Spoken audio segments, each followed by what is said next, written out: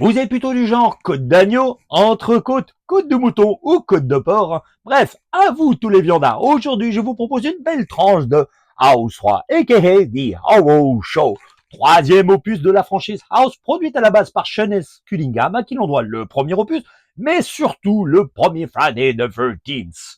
Ce film, réalisé par Jeff Isaac, à qui l'on doit bien entendu le fameux Jason X, dans la petite histoire, nous allons retrouver ce fameux Lance Henriksen interprétant l'inspecteur Lucas qui, à l'aide de son coéquipier, sont au basque du fameux serial killer, découpant à l'aide d'un mâchoire toutes ses victimes, de petits au grands, faisant particulièrement mal, et persuadé de l'avoir capturé jusqu'à le mettre sur la chaise électrique, jusqu'à ce fameux jour où le tueur dit à l'inspecteur Lucas qu'il lui mènera une vie infernale, même au-delà de la mort. Persuadé d'être enfin tranquille, l'inspecteur Lucas est malheureusement tourmenté par d'affreux cauchemars, voire même des visions, et ne sachant plus faire la différence entre rêve ou réalité. Les meurtres reprennent, et bien entendu, tout porte à croire qu'il est de retour. Mais malheureusement, la police autour de lui commence à croire qu'il est le responsable. Alors, rêve ou réalité?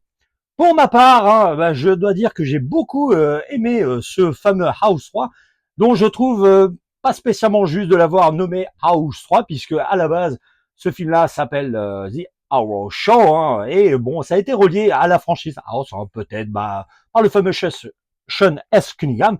D'ailleurs, on retrouve dans ce film à la musique le fameux Harry Manfredini, à qui l'on doit toutes les compositions ou presque de la saga Friday the 13th. Ça s'en ressent déjà même pas mal, et on notera même certaines petites compos dans le film qui ressemblent un petit peu à Freddy.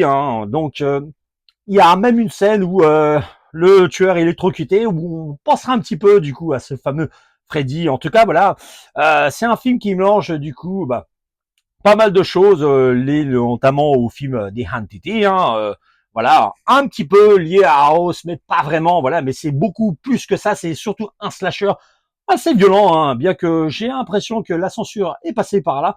En tout cas, là, l'inspecteur Lucas va mener la bataille face à cette dernière mission.